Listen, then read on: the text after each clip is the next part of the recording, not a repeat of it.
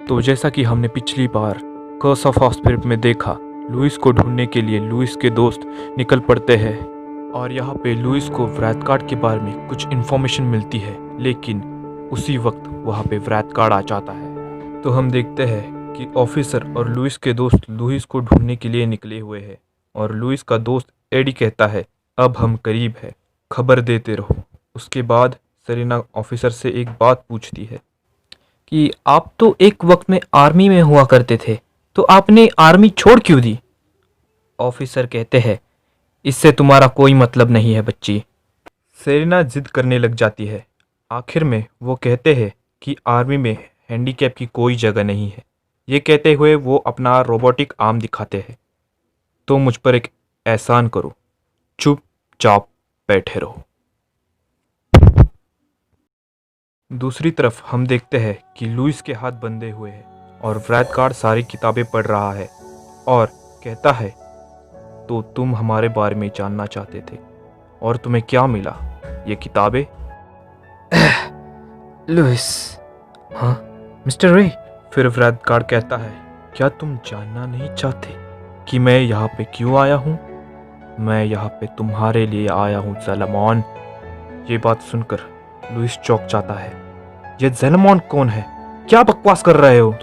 फिर व्रैथगार्ड कहता है कि तुम्हारे अंदर जो आत्मा है वो बहुत पुरानी और बहुत ही शक्तिशाली आत्मा है और वो तुम पर हावी हो रही है। मुझे इस काम के लिए चुना गया था।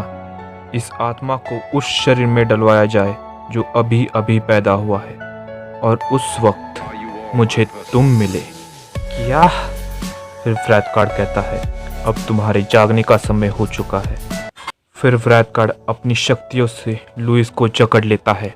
वो वक्त लुइस के लिए एक भयानक टॉर्चर से कम नहीं था। मिस्टर रे से ये सब देखा नहीं जा रहा था। वो अपनी गन उठाते हैं और व्रैथगार्ड को शूट कर देते हैं, पर व्रैथगार्ड पर उस बुलेट का कोई असर नहीं होता। वो लुइस को साइड में फेंक देता है और मिस्टर रे पर हमला कर देता है और उसकी वजह से मिस्टर रे घायल हो जाते हैं। इस गलती के लिए तुम्हें मर जाना चाहिए। व्रैथगार्ड मिस्टर रे का गला पकड़ लेता है और उनका सर धड़ से अलग कर देता है। ये देखकर लुइस रोने लग जाता है। नहीं, व्रैथगार्ड कहता है, घबराओ मत लुइस, तुम हम में से एक हो। नहीं, मैं नहीं हूं। फिर उसके बाद लुइस और व्रैथगार्ड के बीच में एक घमासान युद्ध शुरू हो जाता है।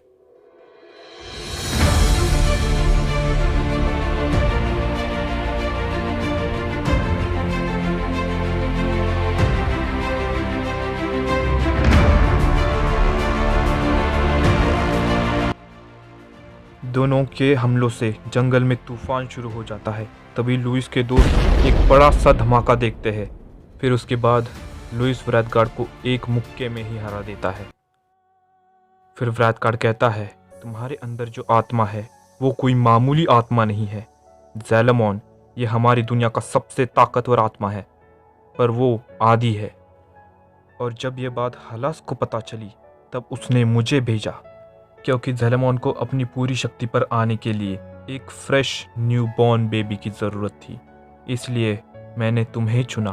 और क्योंकि उस दुनिया में मैं बस एक रेंगता हुआ कीड़ा हूँ, उनके सामने मेरी कोई औकात नहीं है, इसीलिए उन्होंने मुझे यहाँ भेजा। और हलास ने मुझे हुक्म दिया ये सब करने के लिए। मैं 20 साल तक तुम्हें हर खतरों से बचाता रहा। मैं हर वक्त तुम्हारे साथ था, तुम पर नज़र रखी और ज़ेलेमॉन को तुम पर हावी होता देखा। जब तुमने उस वक्त स्कूल में मुझ पर हमला किया तब मैं समझ गया था कि उसने तुम्हारे शरीर पर कब्जा कर लिया है और अब तुम्हारी आत्मा धीरे धीरे मर जाएगी और तुम कुछ नहीं कर पाओगे। उम्मीद है हम अगले जन्म में दोबारा मिले। और ये कहते हुए व्रैथगार्ड का अंत हो जाता है। फिर लुइस बेहोश हो जाता है। उसके बाद हम देखते हैं कि एक आवाज़ आती है, लुइस। फिर लुइस को होश आ जाता है और वो अपने आप को हॉस्पिटल में पाता है और उसके साइड में उसकी मॉम और उसके दोस्त खड़े होते हैं। लुइस की मॉम उससे पूछती है कि तुम ठीक तो हो ना बेटा? पर लुइस के मन में हज़ारों सवाल चल रहे थे। वो अपने आसपास देखता है और उस वक्त वो अपने हाथ की तरफ देखता है तो उसके हाथ में हथकड़ी बंधी हुई होती है और एक ऑफिसर आकर कहते हैं, लुइस ब्राउन, तुम्हें गिरफ्तार किया जाता है।